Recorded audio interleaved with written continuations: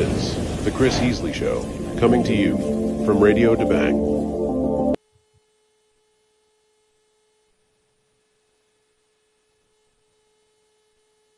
Hello, this is Chris Heasley with The Chris Heasley Radio Show, and on tonight's show, we are going to be talking about the vulnerabilities with regard to our energy grid.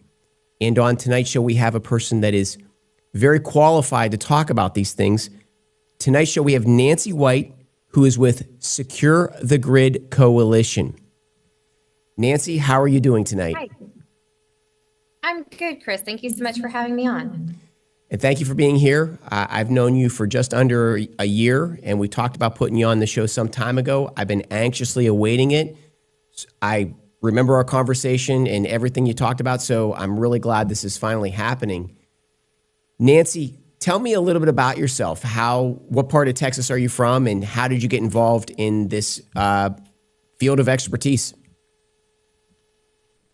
I am in East Texas. I'm actually in a small county called Van Zandt County, just 2 counties east of Dallas.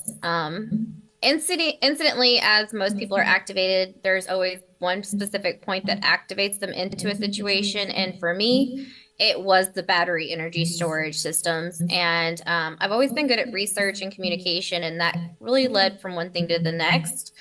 And it's led me to some pretty great positions and to what I'm doing, which, so the Secure the Grid Coalition is a national based coalition. I just happen to run the Texas side. Now that's been created and that's what I do. And then I also run my own company as a consultant, which is Legislative Energy Action Foundation. And then I consult and help people on these issues to get educated so that they kind of know what's going on to make proper decisions and choices in it. But it all started with NIMBY, essentially near my house. With what, I'm sorry, near your house? It was NIMBY, the not in my backyard effect. Have you never heard that before? Yeah. NIMBY is the not in my backyard effect, the NIMBY effect. Well, the energy grid has been a focus of our attention for some time. You know, Greg Abbott passed the Lone Star Act or something of that sort, and Senator Louise Kolkhorst attempted to pass a House bill. I think it eventually did get passed. All efforts to secure a grid. But when you say in your backyard, what do you mean by that? So there is a battery storage project that is approximately 4 miles as the crow flies, as they say, from my home. And I didn't know what it was, so I began researching what is this, how does it impact me, and what, if anything, I should do about it. And it's so interesting that you bring up the Lone Star Infrastructure Protection Act, because that particular law is what I used to get the Attorney General of Texas, Ken Paxton, to open investigation into that build 4 miles from my home, because they had some questionable components that tend to look like they violate that law. Okay, so let's go a little bit deeper into that. Who violates the law? How does the Lone Star Infrastructure Act allow you to ask these questions, and what did Ken Paxton do? Okay, no, great questions for sure. So the Lone Star Infrastructure Protection Act, when it was originally created, it was originally crafted by Donna Campbell and Senator Hall in the 87th legislative session, I believe. And what it does is it creates it states that at that time that there cannot be any investors or monetary connection to China, Iran, Russia, or North Korea. In the 89th legislative session, this last one, it was amended to include that it cannot have components from China, Iran, Russia, or North Korea. And this is something that was critical, because when you have a critical component, a reliance on a functionality of a grid from an adversary, that becomes a concern, as you can imagine. And in that, it was amended to add that. So that went into effect September 1st, 2025. And then 2 weeks after that, I filed a consumer complaint, a point of investigation using federal and state documents to support this concern, and showing that there is it's a specific component. It's the battery cell itself and the battery storage that comes from a company called Contemporary Amprex Technology Limited, CATL, or CATL is what it's called in the professional field. and they are connected to the Chinese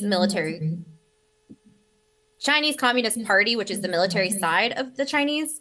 And they are documented by our Department of Defense here in America as having ties for military civil fusion, meaning that they use civilian projects for military purposes, which is not a leap.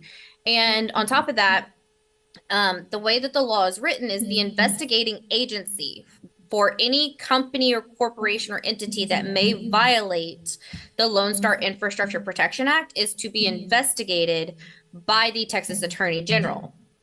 So like right now, that investigation, it was activated. I submitted it mid-September. My Senator Bob Hall and State Representative Brent Money submitted a letter to the Attorney General supporting that I had reasonable just cause for this concern. And their support sent it to where it was active under investigation September of 2025. And in that, we know that right now they're trying to pull in the experts to clarify what the violations are. ERCOT has since acknowledged that they are not checking, that they are following the law.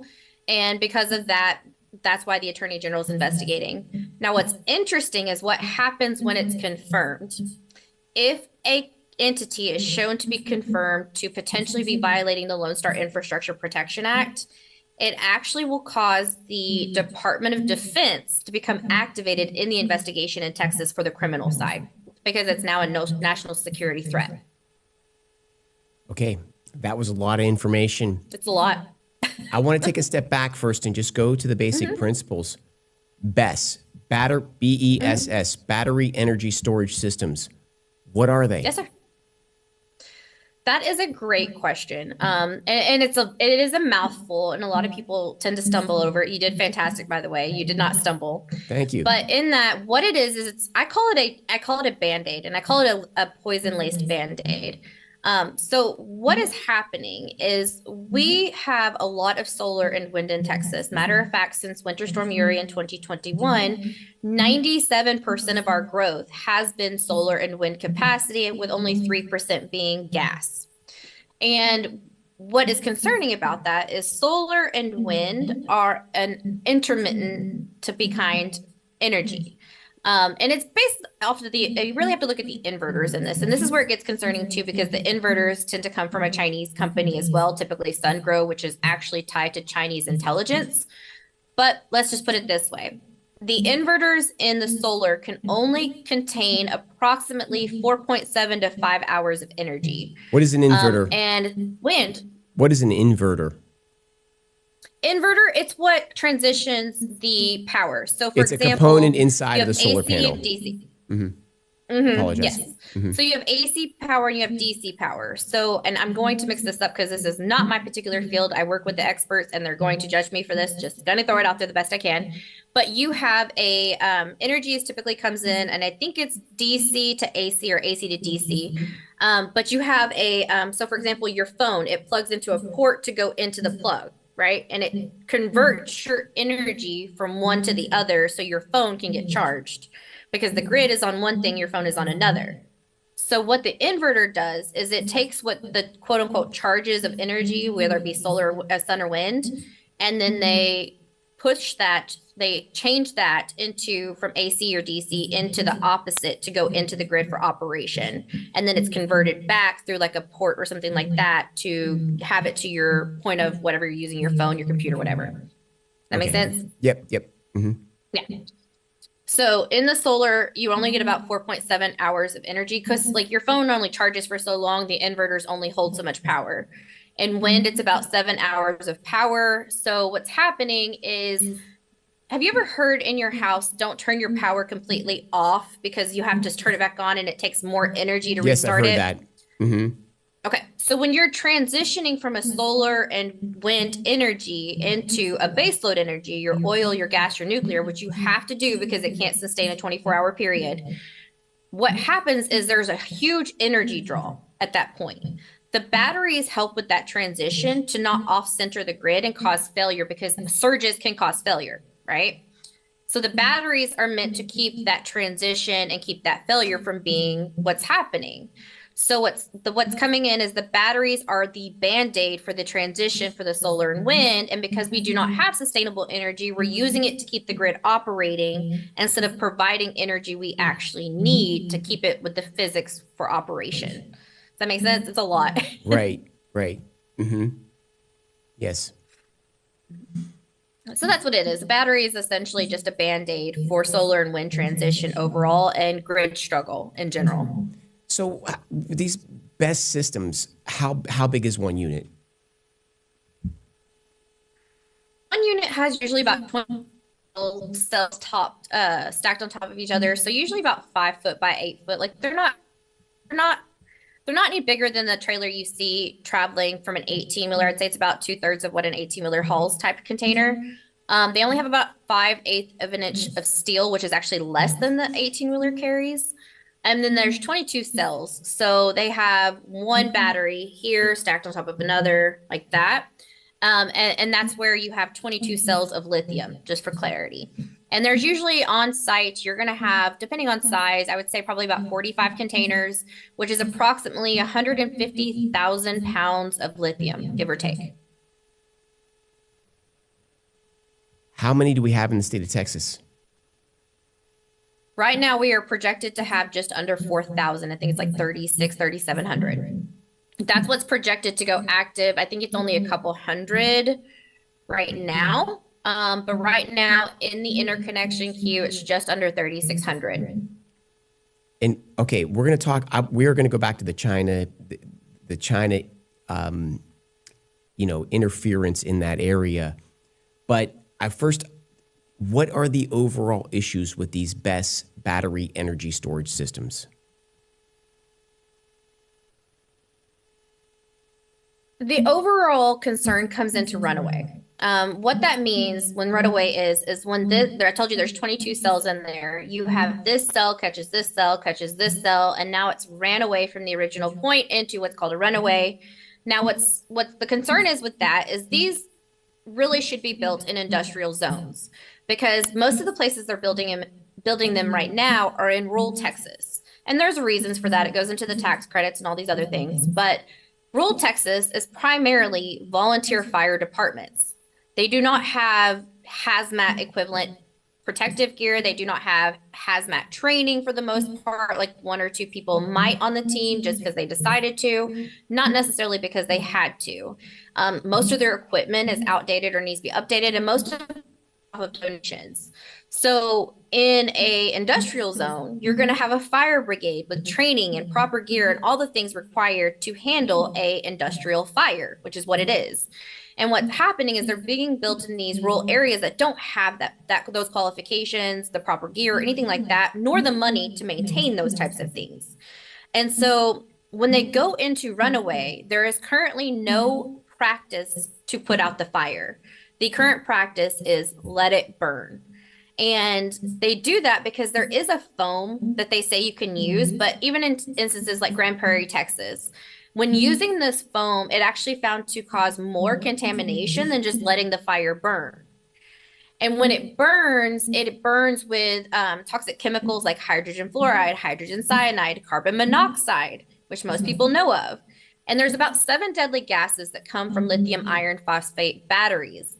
Now, lithium iron phosphate batteries are less likely to catch fire than lithium ion. However, because of the phosphate, it is actually more reactive and more dangerous when the lithium iron do. And because of this, you're going to have evacuation zones that may, in some cases go up to 5 to 6 miles. And then in that point, you have to go into what's called indoor lockdown. So indoor lockdown can then exceed another 10 to 15 miles. And all this is, again, based off of wind trajectory. And heaven forbid you get water on the battery because then it's going to reactivate like a trick candle. And what you're looking at is if it's foggy or rainy, or say somebody messes up and puts water on it from a fire department, you add oxygen to that fire, which causes it to exasperate and off gas further and create more toxins. So right now, if a volunteer fire department shows up to this site, their current training, and this is from our fire chief directly, their current training is show up, wait outside the gate for the professionals. That is their job. The professionals being hazmat. They have to determine which chemicals in the air, what the evacuation is, how far that is, who's going to be impacted. And just for clarity, the everybody mostly knows the Moss Landing fire from last year in 2025. That one impacted over 18 miles out. So the fire was in Monterey Bay. There were people with lithium poisoning in their blood 18 miles away in Prunedale. So you have to consider not only do they not have the gear, which by the way, there's a 99% probability that if they go onto that site and they're near it, they're going to have to send it off for cleaning and it's going to have to be destroyed. Who replaces that gear? Their current practice is wait for the professionals, but how is that going to look on county resources to have to evacuate an area? Because they can't just send out an alert. They have to go door to door. Because what if someone's on bed rest? What if they're on life alert? What if, whatever? You have to go make sure everybody's out. There is a huge consistency where these are being built next to schools. Can you imagine in that type of situation trying to get middle schools and elementaries evacuated and what that would look like? So there's a lot of concern around the fire and, it might be low probability, but high casualty if it happens. Like it's going to be a catastrophe. And that's really what happened in Moss Landing. When it did happen, it was a catastrophe. And lithium iron phosphate is very reactive and very deadly in the long scale of things. And they're still studying the impact to the ongoing fires.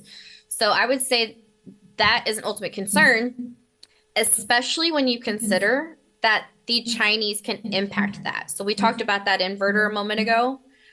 What would happen if China closed the inverter, right? What happens is that energy would start to cycle and loop within that battery storage system, which would cause it to overheat.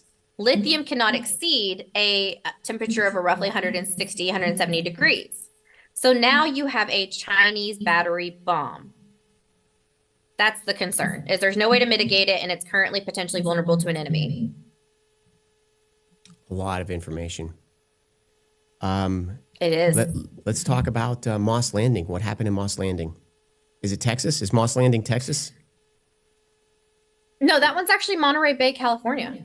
So Monterey Bay, California, in January of 2025, it was January 16th, 2025, the battery went into runaway. And it was something to know about Monterey Bay is they have 3 protected areas for endangered species right there on the bay and in that general area, including for a monarch habitat. San Jose University was their students, part of their curriculum is to consistently monitor that protected area, right? And so in that, when the fires went into runaway, they evacuated it, they shut down highways, they moved people into indoor lockdown. And in that, people started having reactions. They started having cold-like symptoms, rashes that were going through their skin, coughing up blood. Animals were having weird stillbirth situations happen with their livestock. And like I said, people 18 miles out tested positive for lithium poisoning in their blood. And lithium poisoning, that's no small thing. Think of it like mercury poisoning, if that will help. And, we're all raised, with that thermometer going up. Careful with the mercury, right? So in that case, Monterey Bay, you can go to the San Jose University website and you can actually search and get the lab reports and you can see the overall impact from that. And there's a lot of speculation as to why this one started. It's still under investigation. But I will tell you that there was also a 2021 incident there. And what happened is they had a fire suppression system that operated wrong. It failed. So what ultimately happened is their fire suppression system, it's supposed to spray water on that specific point to keep the others from going into runaway. And at this point, it activated at the wrong time, which is what sent the others into runaway, if that makes sense. Okay, let's take 1 second go ahead, please. I was going to take 1 second for our featured product, if that's okay. No. Yeah. Great. So our featured product is the X39 patch, the most amazing medical technology ever introduced to man. And what this patch is, it's photolight therapy. I have mine on my wrist. It's a small patch that you wear on your skin. It's non-transdermal. It is not projecting. It's not putting any ointment or salve into your skin or any lotion. It's that patch right there. And what it does is it projects light into your skin. Okay, so your body emits light. And what the X39 patch does is it redirects that light back into your skin it's triggered what is known as the copper peptide, which is one of the most dominant peptides. And it's a peptide that has domain over aging functions. It triggers that copper peptide and it awakens dormant stem cells. And so stem cells, when you were a baby, you had a lot of stem cells, you were overflowing with stem cells. And with each passing decade, they go to sleep. And that's why when you get dormant stem cells, you get creases in your skin and aches and pains in your body and all these other things that come with aging. What the X39 patch does, it doesn't put anything into your body. It just redirects light into your body and wakes up your dormant stem cells. And the effects are amazing. It's one of the fastest growing companies today because of the testimonials. But what does it do? It can increase energy and reduce brain fog, increase clarity of mind. It makes aches and pains go away. In some instances, some people have claimed that it makes skin return to bald areas or skin return to its natural color. The effects are amazing. It's the X39 patch. And to learn more about it, simply text the word Patriot to 330-606-2304 or inbox me. Thank you guys. Appreciate that. Nancy. Okay, great. So let's go over the threat from the CCP again. Yes, the CCP is sort of the political wing of the Chinese government that has, I would say, an anti-American sentiment. And that's not a statement about the entire Chinese country, but that CCP wing, it might be. You could possibly argue that it's got a resentment towards America. And what is the threat from the CCP and these battery energy storage systems? No, great question. So I just want to clarify, you said something very important there that I just want to emphasize that for a second. The Chinese Communist Party is the military side of the communist nation. And there are Chinese individuals under this rule unwillingly. And actually, matter of fact, if you go to the Select Committee on CCP, they actually put out a thing for Mother's Day going over the mothers who lost family members or stood up for their kids that were actually victims of the Chinese Communist Party. So I think it's important to remember that there's always two sides of every coin. Not everybody's bad and not everybody's good. And when you talk about a country, that's true too. And so the Chinese Communist Party is a military defense, and they are the military side. Actually, the People's Republic of China is actually the congressional side. And they handle for example, the counter-espionage laws and things like that come out of there that say that they have to allow their people to spy on their information. And so in this instance, the concern comes from the fact that there is a very growing awareness of the Chinese Communist Party impact into American dealings. When we're looking at the grid, for example, what is happening there is there was a congressional hearing in March of 2025, and everybody can go watch this video. It's up on the congressional website, and it's also up on the Select Committee of CCP's website. And one of the questions, like this is where you you have to understand the why behind it, right? Most people do not know that we're coming up on our 250th anniversary of America, right? And China next year is coming up on their 100th year of anniversary, okay? Xi Jinping is the current leader, and he stated that they intend to take back Taiwan by 2027 for their 100-year anniversary to complete what they started 100 years ago, which is significant because in the congressional hearing, there were 2 points. There was a reason and an advice. So the reason being that, and they said, what would that look like? Well, it'd be done in two parts, according to CIA and the Department of Defense.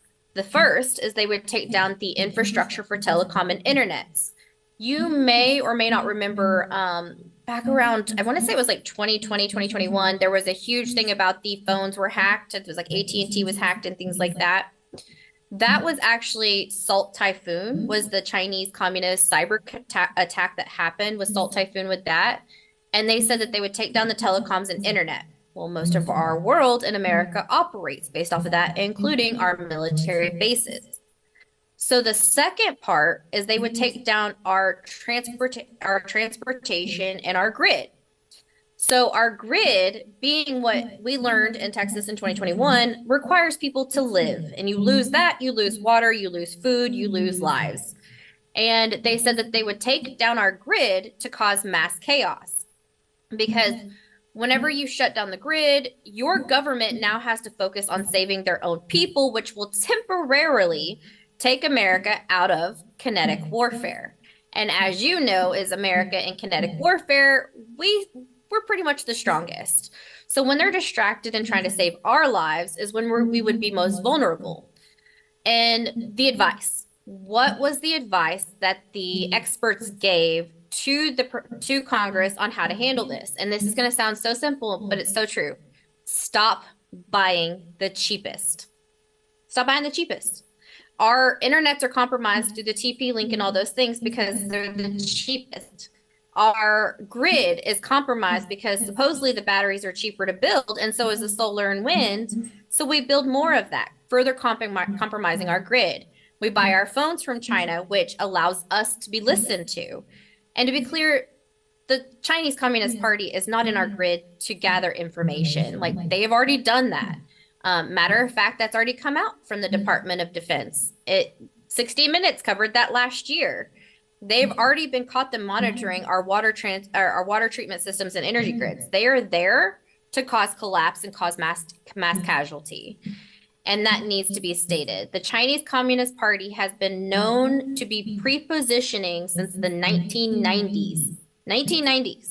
The only reason it's becoming more obvious is because it's been 30 years. After 30 years of progression of a plan that they intended to do all along, of course it becomes more obvious. And for the people out there that like to say, well, China's in everything, what about your phone? Well, they're in your phone, yes, and they're monitoring you, yes, and they're gathering your information, yes, but let's not be mistaken when you say that China's in everything, that you're saying that my friend is in everything. They are not your friend. They are there for a reason, and people need to remember that when you say that, that's not a positive, and that isn't an admission of a good thing. That is you acknowledging your enemy has you surrounded like Chinese checkers, and you are dismissing it because it's cheaper. And then we go to Temu and all the things, right? It's cheaper. Stop buying the cheapest. There is a method to that. That makes sense. Like, I'm sorry, Absolutely, I keep asking if that makes sense. I know it's a very complicated and convoluted thing. It makes sense. And essentially what you're saying is that China has the ability, if we ever get in a pinch and find ourselves having to defend ourselves, they have the ability to pull the stinger out of the bee, and we're defenseless. Absolutely. As of right now. Yeah. Yeah, I think that the CCP has an interest in the state of Texas and has been working to infiltrate it. And I think that you're mentioning one of a comprehensive set of ways that they have pierced our society, in short. Mm-hmm. Yeah. So no, they absolutely have. And sorry, go ahead. No, I was going to say if you have anything else to say on that subject, but I was going to say you talked about these systems being combustible potentially, but but it sounds like should it happen, it would be a catastrophic event. But at the same time, what's the probability of one of these B.E.S.S systems becoming combustible? So in the day-to-day, you've had at least 75 lithium fires in the last 5 years, which is a low number in the comparison of what they are, right? For context, so far in America, we have not had one singular battery storage system make it 10 years without failure. Not one. 72% of the time, the failure comes at the point of interconnection or turning it on. So the probability, it's kind of hard to throw those numbers out there whenever there's no actual record of it. The 75 has been something that my fire marshal and others have started working on. I know that Joe Wise, he's an international cyber expert. He's got a chart with over 250,000 documented control failures, potentially connected to the Chinese Communist Party. So if it's just because the system fails, something in the system reacted wrong, you're probably looking at a very low chance. We'll give it, and this is just speculation, don't quote me on this, we'll give it like 5% chance, like very low chance of it happening. If it's enemy induced, you now have all of them across the nation doing it at one time because it would be a switch. And I don't like to call it a kill switch because it's not directly a kill switch. These are remotely operated 24/7. They don't need a switch. They're in it to activate it now. Anybody that would think that. So the way the law is written, let me go back to the Lone Star Law for a second. Let me clarify something. The way the law is written is they're allowed to be there as long as there's no potential possibility of that communicating outside of warranty and maintenance. So then the question becomes, why would we trust a Chinese military company to only operate within warranty and maintenance? Why would we trust them? Are we verifying that, right? And so if it's the Chinese Communist Party has 24/7 remote access, of course they can activate it from China because they have the ability because it's built in for warranty and maintenance. So if we're looking at China doing it, we're going to have 100% failure very quickly. But if it's just the system, the battery cell was weak, it eroded too quickly, it wasn't connected just right, you're probably only looking at about a 5% chance. But if it does happen, so we're going to go back to Monterey Bay, California for a second. That happened in the salad bowl of America. That's where most of your greens come from, where it's at. So if you're impacting livestock that are now having stillbirths, you're impacting ranchers and farmers who do your food, your dairy, your water resources are impacted, your bees are impacted for honey. What does that look like as far as catastrophe for America, especially even if it's like just 3 in the primary food source that you're in and you have at least a 20-mile impact radius? You see my point? Absolutely. So did measures like the Lone Star Infrastructure Protection Act and Senator Louise Kolker's House bill, are we now protected or are we still vulnerable? We are still vulnerable. You know, I have a lot of respect for Lois. I sat in that business and commerce hearing, and she brought up the battery storage more than anybody else on that panel. And incidentally, I thought that was rather interesting because I actually sat with and I coached Donna Campbell's team. I didn't help Lois, and she still did fantastic, but she brought it up consistently. And the long and short of it is we should be protected because the laws are in place. But if they're not being enforced, then we are not protected. And ERCOT and Public Utility Commission have both acknowledged that they are not being enforced because they're right now what's happening is the company is asked, like they're flat out asking. So like, you know, you own a company, I'm ERCOT, I ask you, do you have any investors or components from China, Iran, Russia, or North Korea? You say, no. I take you at your word. That's it. Right. No audit. Yeah.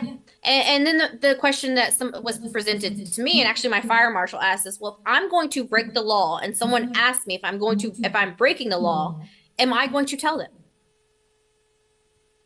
Probably not. So the fact that they're taking a company that has documented Chinese communist parts at their word is insanity to me. And then they acknowledge that and they have nobody going out to verify that they are not trying or can or capable of accessing outside of warranty and maintenance when they are given permission. And all they need is for the company to say yes or no. If they say yes, they still move forward. If they say no, they still move forward. They do not do anything to stop the vulnerability. So the law says it's not allowed. There is nobody enforcing it presently. So we are still vulnerable because it's not being corrected. I think also essentially what you're presenting is that they have infiltrated us to such an extent that thank goodness for Donald Trump putting the America First agenda in place, because I think that we're at least making some steps to eradicate this stuff or create an awareness from it. But at the same time, with, for example, Lois Kolker's bill and the Texas Infrastructure Energy Protection Act of Greg Abbott, there was a considerable effort by local politicians in surrounding counties throughout Texas to oppose it. Why would they take it? Their argument was racism as usual, but of course that argument makes no sense. They're clearly being steered and guided by an outside foreign element. And what I'm trying to say is that while you're exposing, okay, these battery energy storage systems put in place for a good reason, relatively safe, but could be activated by a foreign element. That foreign element has gained the ability to do the maintenance on this equipment. And when we have politicians take measures to sort of protect us from this stuff, we have a political element within our own communities that is activated to stop those measures to protect our state and our people. And we just have to ask, this is a brilliantly evil way to infiltrate our country from within, with the underbelly of it, without us knowing it. And at the same time, how did they get these politicians to take a stance against the Texas Energy Infrastructure Act, against Lewis Kolker's bill, against the, how does this stuff happen? Who's directing these political players that are doing this? You know the answer. You know the answer is the Chinese Communist Party. Yes. Follow the money. So actually, matter of fact, we can go into that. Sierra Club, Gaia, all these, there's 7 top groups. Sierra Club is the one that frustrates me the most because they are very loud. These are all quote unquote pro-environmental organizations that are pushing the solar and wind and batteries in Texas and in America in general, but in Texas especially. Matter of fact, I even sat in a board meeting with one of their board members and just, never mind, we'll leave it at that. So they're funding a lot of this push, the lobbying and the conversations and the opposition to stopping it. So like, I'm trying to get it done properly. They're trying to just push it through. We need it, right? Well, what's interesting is when you look at those companies and you look at their secondary financials to where that money is coming from, there's a lot of Swiss bank accounts, a lot of them. And those Swiss bank accounts, according to the records, show to be connected to the Chinese Communist Party. The Chinese Communist Party is funding our opposition, and they're very smart in how they're doing it. They're using pro-environmental groups that are not only connected to, these like the lobbyist side of it, but they're also connected to the EPA, which is very interesting when you consider the EPA is supposed to be pro-environmental as well. And yet in instances, there's been multiple instances, I can provide you 5 cases right off the top of my head, where EPA had sensors out on these battery fire sites that suddenly somehow, and nobody seems to know the answer, their sensors have failed every single time. Which raises the question, if we're paying a government agency, the EPA, to manage our safety for environmental fallout from a toxic battery fire, you would think at the minimum they would have proper sensors to monitor it with. And yet for some reason, at every single battery situation, it has failed. Which then going a step further, when you look at the money and the things behind that, it's all CCP. It's a lot of prepositioning. This was a long-term goal. And this actually goes back to the 80s.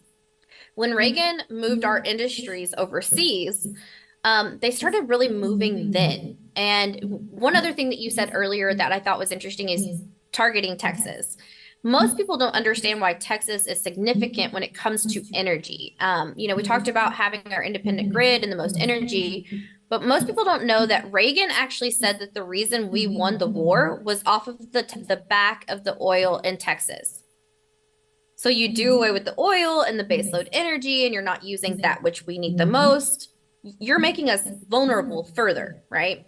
So if the grid goes down, the oil industry goes down. The oil industry goes down.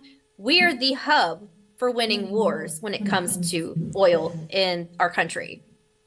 And so why would China target Texas? And why would China fund it? And why would they do it through Swiss bank accounts and things like that? Well, because we're their enemy at the end of the day. We're not allies. Their allies are Iran and Russia, not America. And that's a misconception. Well, we had Solomon Yu on. Solomon Yu is known as the CCP hunter, and he explained that the Houston consulate was, according to him, a spy hornet's nest, and that it was second only to the San Francisco consulate, but it's the only one that President Trump shut down. And so President Trump shut down the Houston consulate, and what happened is that the workers inside the consulate attempted to essentially burn the consulate down, destroying all their all the documents in it, and the Houston Fire Department had to almost fist fight them to put the fire out. But maybe the reason that President Trump shut down the Houston consulate and not the San Francisco one is because we are the oil and gas center of the world. But there's a second point that was made by Solomon Yu, which is that once that consulate was shut down, that this spy network then branched out into creating community service organizations. And from those new units, they conducted their spy operations. So what I'm attempting to say here, Nancy, is you're filling in one more piece of the puzzle where we're able to sort of assemble the entire comprehensive way that our country had been infiltrated from within, exposing our underbelly, exposing our vulnerabilities. This stuff is brilliant that they thought of. None of us would have ever thought of it, but it sort of seems to be all coming together now. We were asleep on the job. We trusted our government to handle it, and we didn't question it. I mean, just in my lifetime, the amount of things I've lived through, Y2K, 9/11, we could go through all of it. We were distracted. And you look too young for Y2K. We were distracted. Huh? You look too young for Y2K. I appreciate that. I do. But no, actually, I joke and I said, you know what? I would have been fine with Y2K, honestly, at this point. Less internet, more conversation. Also, I like to do canning and foraging. So Y2K is child's play. Y2K is child's play compared to compared to battery energy storage systems. It's nothing. We had Wayne Christensen on, the Texas Railroad Commissioner, and I think he introduced another. I love Wayne. Yeah, I think he introduced another puzzle piece to fill out the puzzle, close the puzzle. And he talked about how our energy policy, where they're steering us to inoperable sources like solar and wind, is being dictated not by the populace, but by the investors that sort of are attached to our energy policy through subcontracting or whatever. It's those groups that are directing our energy policy away from healthy, substantial, energy sources, right? China's hunkering down on all substantial, healthy energy sources, but we're being directed towards these inoperable energy sources to really, it's a form of suicide.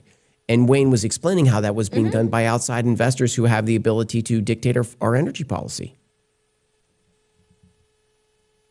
Wayne is a very smart man. I have had the honor and privilege of presenting next to him, and he brings up so many great points, and he's absolutely right on that one. It's follow the money is usually the saying, right? Well, in our case, it's BlackRock, Vanguard, and State Street. They need to be shut down. We know that that's the side of it. And then you go into the fact that going back to Ken Paxton and investigations, Ken Paxton already has a lawsuit against BlackRock, State Street, and Vanguard, supported by the president. This is the first case in history where BlackRock went to get a case dismissed, and they said, no, you can't dismiss it. And the president of the United States supported that lawsuit. So that's huge, especially when you look at the records. BlackRock and Vanguard being the top two, actually State Street's more of a part of Vanguard, but BlackRock and Vanguard being a huge part of that they're funneling money to the Chinese Communist Party. You can find the money that they've actually siphoned from retirement from Wall Street in New York to the Chinese Communist military.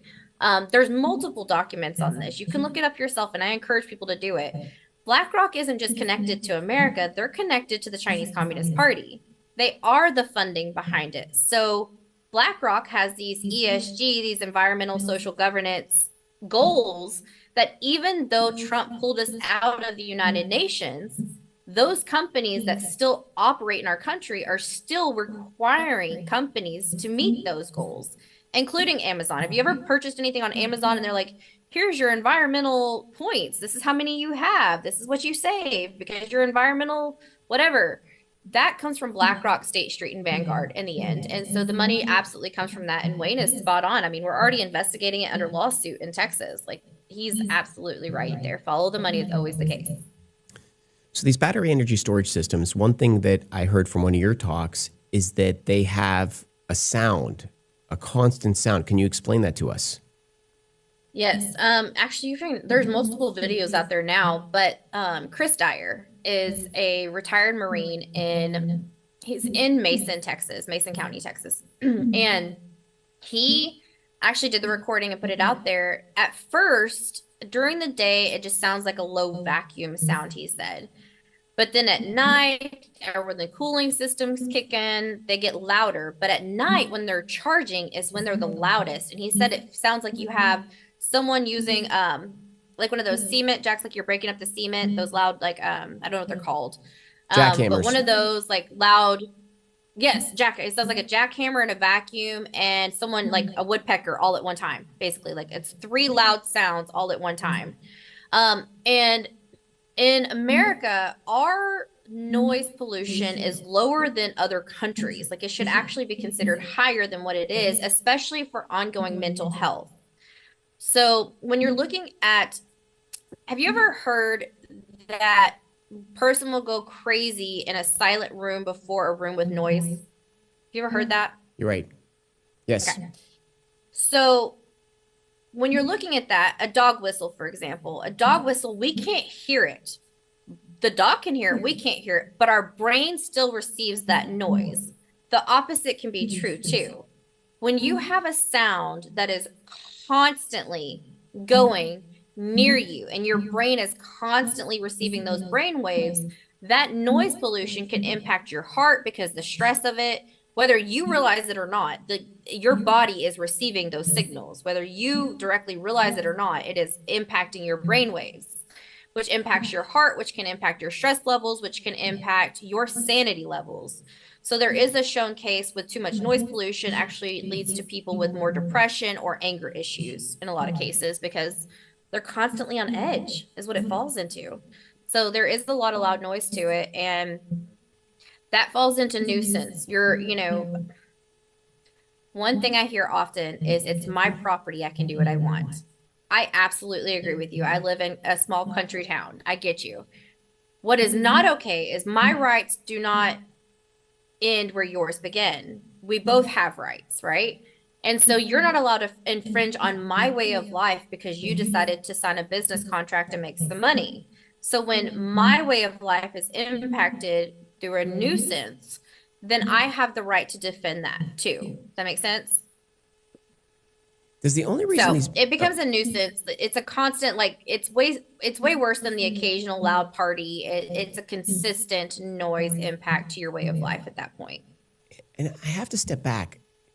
These battery energy storage systems, do they only exist because we are using solar and wind?